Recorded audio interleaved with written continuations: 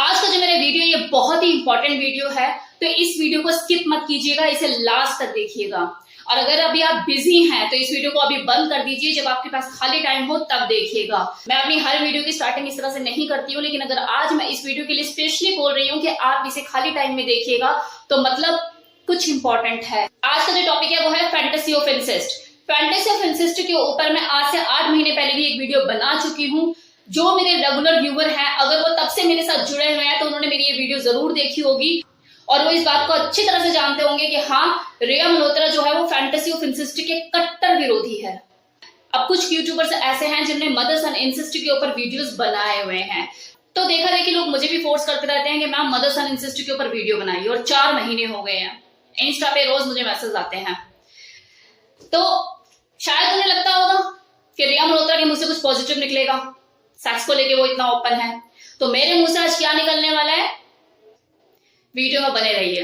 तो सबसे पहले हम जरा इंसेस्ट को समझ लेते हैं कि इंसेस्ट का मतलब क्या होता है। जब कोई अपने सगे संबंधी ब्लड रिलेशन में भी अगर कोई किसी की तरफ सेक्सुअली अट्रैक्ट हो जाता है, फिजिकली अट्रैक्शन फील करने लग जाता है, सेक्सुअल थॉट उसके दिमाग में चलने लग जाते हैं, चाहे फिर वो बाप बेटी हो, माँ बेटा हो या भाई बहन हो।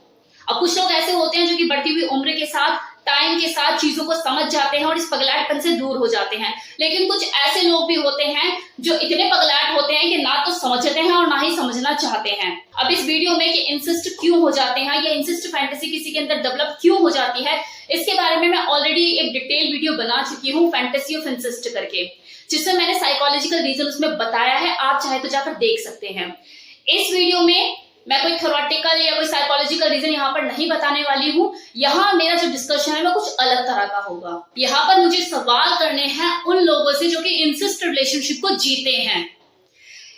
वो भाई जो कि अपनी बहन से राखी बंधवाता है, 4 लोगों के सामने, अपने रिश्तेदारों के सामने राखी बंधवाता है और रात को उसी बहन को अर्धनग्न कपड़ों में इमेजिन करता है सेक्सुअली। आपका जमीर आपको गाली नहीं देता? और वो बहन जो कि टीका करती है, राखी बांधती है और अंदर ही अंदर मन में ये सोचती है कि यार अगर ये काश मेरा भाई नहीं होता ना तो यार कहानी कुछ और ही होती। क्यों निभा रहे हो ऐसे रिश्ते जब निभा नहीं सकते मन से? वो माँ जो लाचार होकर अपने बेटे से ही सेटिंग कर लेती है, रीजन चाहे कुछ भी हो, XYZ।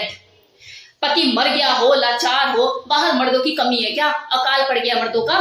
कुछ ज्ञानी लोग हैं जो कि मुझे कमेंट सेक्शन में कमेंट करके जाते हैं कि मैम सेक्स टॉय के ऊपर ना वीडियो मत बनाओ, ये सही नहीं है।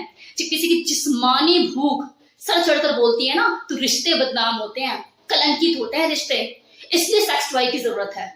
कम से कम रिश्ते तो बचेंगे। एक लड़का मुझे इंस्टा पे बोलता है मैम मॉम्स एंड रिलेशनशिप के ऊपर एक वीडियो बनाई, बहुत ही अमेजिंग है।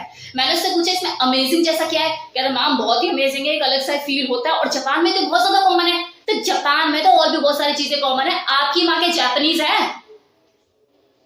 जापान तो हेल्थ एजुकेशन में हमारा बाप क्या पड़दादा है, उस चीज को फॉलो करते हो आप? वहीं एक लड़की मुझे मैसेज कर रही है कि मैम मैं अपने फादर के साथ फिजिकल रिलेशनशिप में हूँ और ये लॉकडाउन के टाइम पे शुरू हुआ और मैं इससे निकल नहीं पा रही हूँ।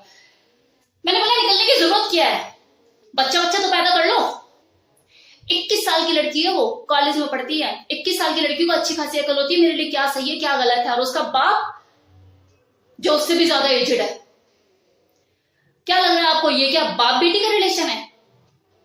वो बाप उसका बाप नहीं है, वो एक आदमी है, और वो जो लड़की वो उसकी बेटी नहीं है, वो एक लड़की है। वो दोनों एक दूसरे में मेल फीमेल की रिक्वायरमेंट को पूरा कर रहे हैं और मुझे घिन आती है। वो अगली कहती है कि मैम मैंने इतनी मुश्किल से हिम्मत जुटा के आपसे अपनी बात को डिस्कस किया और मैंने सोचा कि आप कोई सोल्यूशन देंगे, लेकिन आप तो मुझे इस तरह से ट्रीट कर रहे हो। मतलब लोगों को ये लगता है कि रिया मल्होत्रा ओपनली सेक्स को लेके इस तरह से बातें करती है, सब चीजें करती है, तो उसे आल बला सब हजम है। तो मैं एक चीज बता दूं, मैंने हमेशा अपनी जिंदगी में वो काम किए जिसके लिए दुनिया इजाजत नहीं देती, जो दुनिया को गलत लगता है, लेकिन मैंने आज तक कभी वो काम नहीं किया जिसके लिए मेरा जमीर मुझे इजाजत नहीं देता। यार कोई तो रिश्ता छोड़ दो। मैं पूछती हूँ क्यों आप लोग अपनी जिंदगी नहीं जीते? क्यों अगर वाइफ के हिसाब से चीजें नहीं हो रही होती तो वो अंदर ही अंदर घुटती दबती रहती है? क्यों नहीं बोलती अपने हस्बैंड को? और चलो अगर हस्बैंड लाचार है, कोई चीजें नहीं कर सकता उस तरीके से, तो बाहर है ना ऑप्शन अवेलेबल, जी लो ना अपनी जिंदगी। क्यों अपने घर की खेती के फलने फूलने में इंतजार कर रहे हो? तब तो शर्म हया मार लेती है कि हाय ये क्या कहेगा वो क्या कहेगा। और जब अंदर ही अंदर बवाल जमा रहता है, एकदम से विस्फोट होता है, तो आजू बाजू कुछ दिखता ही नहीं है, अपने घर के बच्चों पे टूट पड़ते हैं। कभी सोचा है कि एक ही गोत्र में शादी करने के लिए मना क्यों किया जाता है? हमारे जो ऋषि मुनि हैं उन्होंने ये व्यवस्था की कि एक ही गोत्र में शादी नहीं की जाएगी। इसके पीछे रीजन पता है क्या है? कि अगर आप एक ही गोत्र में शादी करते हो तो विसंगति पैदा होगी, मानसिक और शारीरिक रोग लगेंगे।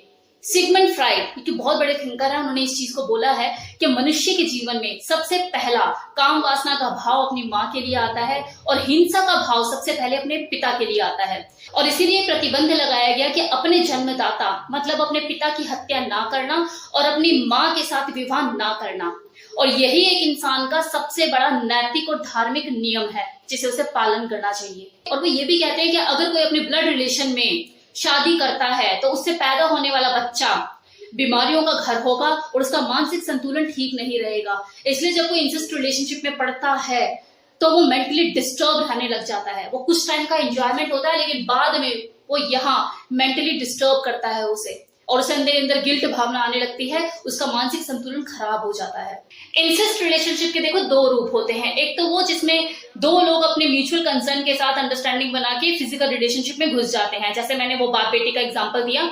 लेकिन एक वो भी होता है जिसमें कोई एक बंदा किसी से सेक्सुअली अट्रैक्ट होता है, उसके लिए इंसेस्ट फीलिंग रखता है लेकिन वो दूसरा नहीं रखता, और वो अपनी काम वासना को अंजाम देने के लिए, अपनी हवस को पूरा करने के लिए उसके साथ माइंड गेम खेलता है, उसको प्लान करता है चीजों को ताकि उसका काम आसान हो सके।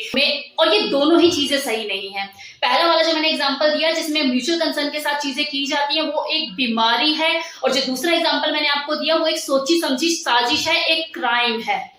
हमारे समाज में सेक्स को लेके भुखमरी छाई हुई है, इसलिए ये उल्टे सीधे काम होते हैं। Sex education in a right way बहुत जरूरी है, और ये सिर्फ अपकमिंग जनरेशन के लिए नहीं, हम जैसे लोगों के लिए भी और बूढ़ों के लिए भी, सबके लिए जरूरी है। जैसे खाना जरूरी है, पानी जरूरी है, सोना जरूरी है, इसी तरह से सेक्स एजुकेशन भी जरूरी है। वरना आने वाले टाइम में ना तो अपनी बेटी के लिए कोई जमाई ढूंढेगा और ना ही अपने बेटे के लिए कोई बहू ढूंढेगा। जरूरत ही नहीं होगी ना। कोई अगर इंसेस्ट फैंटेसी से ग्रसित है, इस दौर से गुजर रहा है और निकलना चाहता है इन चीजों से, तो देखो इसके लिए मेरा एक वीडियो है फैंटेसी ऑफ इंसेस्ट, जिसका लिंक मैंने डिस्क्रिप्शन बॉक्स में दे दिया है। आप जाकर वो वीडियो देख सकते हैं, सॉल्यूशन आपको वहां मिलेगा। Thank you so much for watching this video. आज कुछ ऐसा कोई एंटरटेनमेंट टाइप चीजें नहीं थी वीडियो में। Thank you so much.